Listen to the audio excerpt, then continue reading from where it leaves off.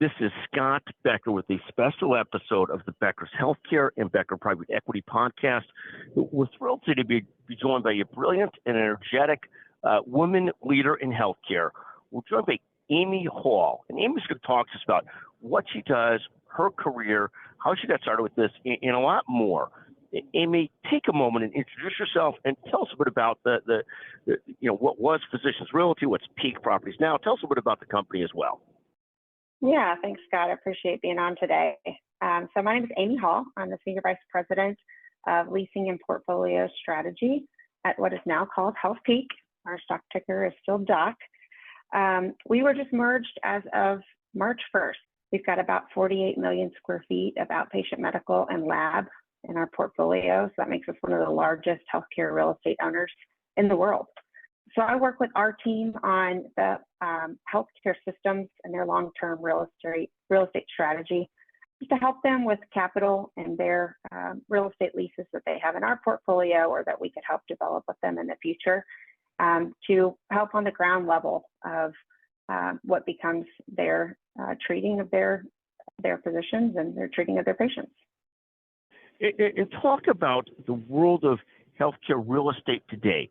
Our big systems, you see all these medical office buildings out there, ambulatory campuses out there. Are they typically owning those? Are they leasing them? What does that typically look like? And I'm sure there's no one single solution, but how do people look at the real estate and how they deal with it as a health system? Yeah, it changes, right? It changes over time. It changes with the macroeconomics of what's going on in the world. Right now, I think we're seeing a lot of higher utilization in current buildings, whether that be they own them or they lease them. Typically, the CFO or the CEO will have a mentality about, okay, we want to own our own healthcare facilities. We want to control them, regardless of whether it's inpatient or outpatient. And so, one healthcare CEO or CFO will make a decision. If they choose to externalize it, then the next one comes in and they might not like that they externalize it. And then they might want to, develop new buildings and start afresh with new owned facilities, or you get vice versa. You get a new healthcare CEO or CFO that does want to go external. So it ebbs and flows. It ebbs and flows with the strength of the internal real estate department, and then the strength of their balance sheet. If they need to strengthen their balance sheet, real estate monetization is a great way to do that. So we see both. There's not a trend necessarily day to day right now. It's just the preference of those systems. Thank you. And are you still seeing a lot of systems? Do they have the wherewithal to grow more outpatient? There's been a huge move to outpatient services. In some areas of the country, there was at one point just this prolific expansion of local systems trying to get so many dots on the map, so many points on the map, so many urgent care facilities, so many other things. What are you seeing today? Have people gotten more rational about how many more sites they want to have, or is there still this expansion, a tremendous expansion of sites? Yeah, that's a great question. So it kind of depends on the market. So if your demographics are changing and growing and flowing, then you're probably still putting dots on the map. But the dots are not always new locations. It's an interesting time right now because the cost of construction and the cost of existing real estate are outpacing inflation. So where we've got an inflation problem, more generally speaking, we have a cost of construction problem for hospital systems. So what they're doing is focusing on utilization. So if you've got a primary care office, can they expand the hours and create urgent care?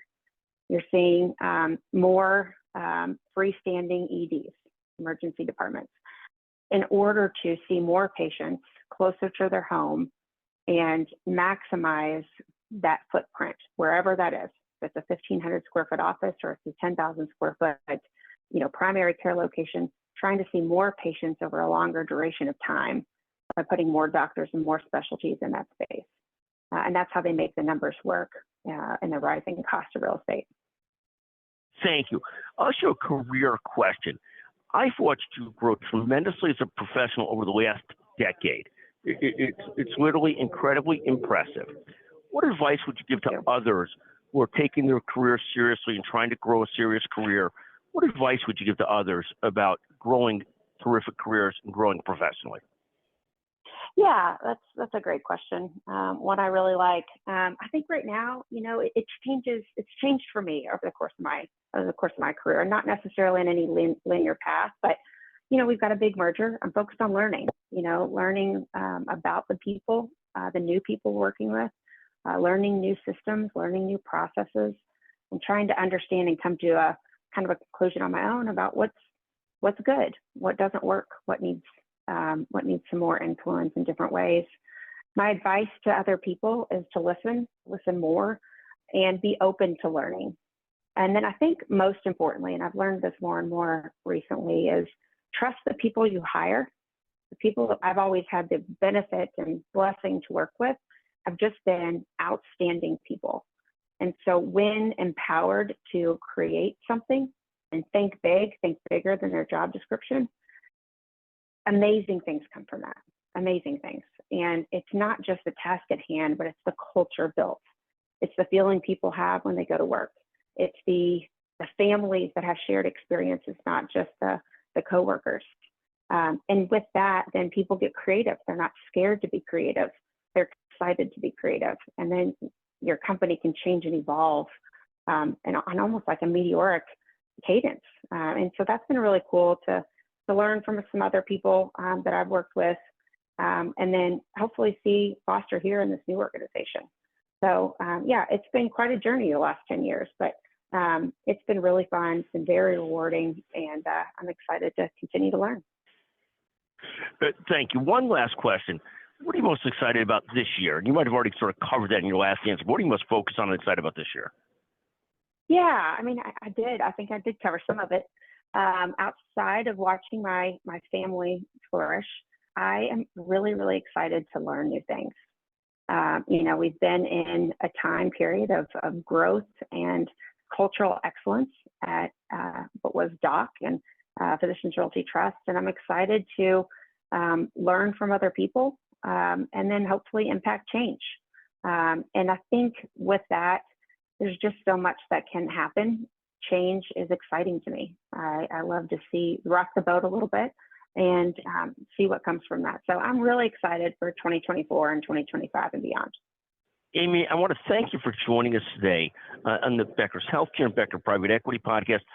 It's been amazing watching your career grow and your flourishing. You mentioned the family flourishing, but yourself flourishing, the whole thing.